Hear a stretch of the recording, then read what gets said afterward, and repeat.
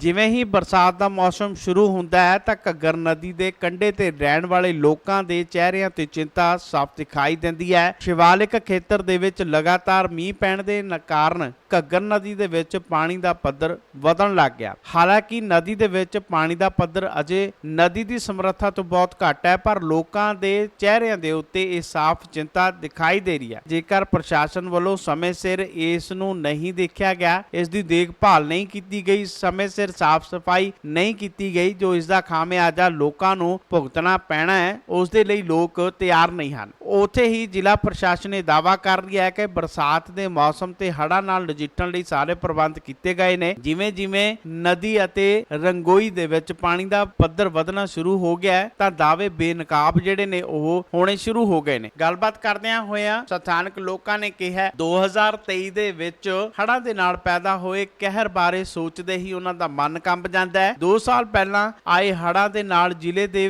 200 ਪਿੰਡਾਂ ਤੋਂ ਵੀ ਵੱਧ ਬਸਤੀ ਸ਼ਹਿਰੀ ਖੇਤਰ ਬੁਰੀ ਤਰ੍ਹਾਂ ਪ੍ਰਭਾਵਿਤ ਹੋਏ ਸਨ ਤੇ ਪਿੰਡਾਂ ਤੇ ਸ਼ਹਿਰਾਂ ਦਾ ਸੰਪਰਕ ਵੀ ਕਈ ਦਿਨਾਂ ਤੱਕ ਟੁੱਟਿਆ ਰਿਹਾ ਸੀ। ਖੇਤਾਂ ਦੇ ਵਿੱਚ ਖੜੀਆਂ ਫਸਲਾਂ ਤਬਾਹ ਹੋ ਗਈਆਂ ਸਨ। ਪਿੰਡ ਵਾਸੀਆਂ ਦੇ ਘਰ, ਜਾਨਵਰ, ਟਿਊਬਵੈੱਲ ਤੱਕ ਨੁਕਸਾਨੇ ਗਏ ਸਨ, ਜਿਸ ਨੂੰ ਲੋਕ ਹੁਣ ਤੱਕ ਨਹੀਂ ਭੁੱਲ ਸਕੇ। ਹੁਣ ਬਰਸਾਤ ਦੇ ਮੌਸਮ ਦੀ ਸ਼ੁਰੂਆਤ ਦੇ ਨਾਲ ਵੀ ਇਸ ਘੱਗਰ ਦੇ ਵਿੱਚ ਮੀਂਹ ਦੇ ਪਾਣੀ ਦੇ ਆਉਣ ਨਾਲ ਲੋਕਾਂ ਦੀਆਂ ਚਿੰਤਾਵਾਂ ਹੋਰ ਵਧਣ ਲੱਗ ਪਈਆਂ ਨੇ।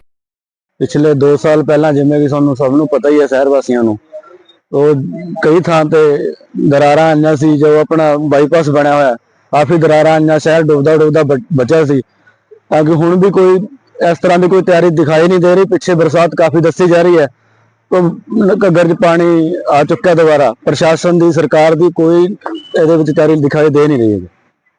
पीछे जैसे रंगोई नाले भी टूट गए थे, कामों में बहुत सारा एरिया प्रभावित हुआ था, क्या कहना चाहते हो? फतेहाबाद क्षेत्र में जो रंगोई नाले टूटे थे वो वैसे के वैसे ही पड़े हैं।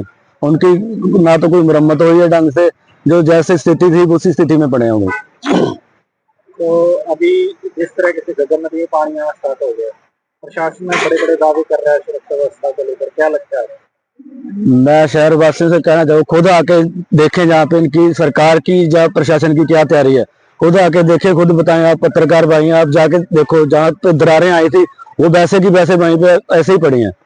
तो पिछली बार शहर डूबता डूबता रह गया। अगर ढंग से तैयारियां, बाईपास जो है बांध बनाया हुआ है, अगर इसको सही ढंग से मरम्मत ना की गई तो कुछ भी हो सकता है। प्रशासन को क्या कहना चाहते हैं इसके लिए? प्रशासन को जागरूक होना चाहिए। प्रशासन और सरकार मिलकर इसकी सुरक्षा, शहर की सुरक्षा व्यवस्था को बनाए रखने में सहयोग करें। देखिए 2 साल पहले जो सभी रतिया वासियों को पता ही है किस तरह से हजारों की तादाद में जो फसल खराब हो गई थी ये घग्गर नदी के कारण। लेकिन जिस तरह से सरकार को उचित प्रबंध करने चाहिए थे उस तरह से नहीं है।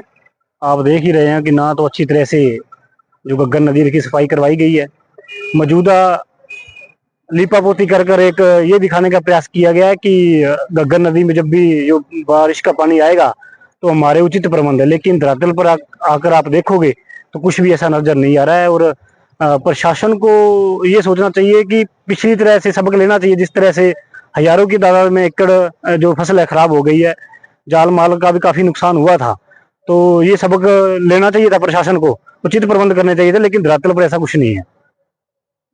प्रशासन की कोई तैयारी नहीं हो रही? नहीं, देखिए धरातल पे हम देख के तो नहीं लग रहा जी तैयारी है।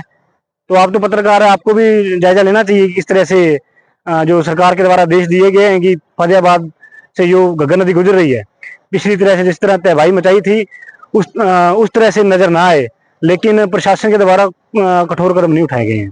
तैयारी तो जैसे साथी ने बता ही दिया कि आप देख ही सकते हो कि किस तरीके की तैयारी तो ये है कि दोबारा से पानी आए और पूरा शहर डूब जाएगा।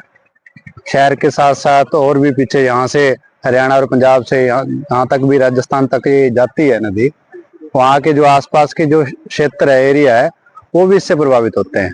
और इस बार भी ऐसे लग रहा कोई खास तैयारी तो हमें तो नहीं लग रहा कोई तैयारी होगी। पीछे से हमने देखा था कि डीसी महोदय कह रहे थे कि हमने रंगोई नालों की सफाई करवाई है और ये सब कुछ करवाया, लेकिन वो सब जैसे साथी ने कहा कि लीपापोती है, उसके अलावा कुछ नहीं है।